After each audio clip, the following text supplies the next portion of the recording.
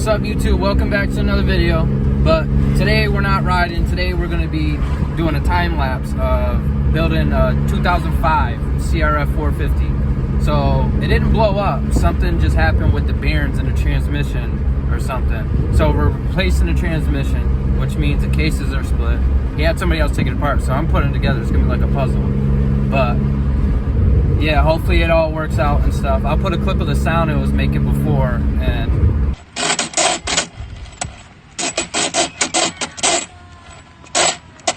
and then I'll get a video of it running afterwards or something. But yeah, I guess we'll get straight into the time lapse.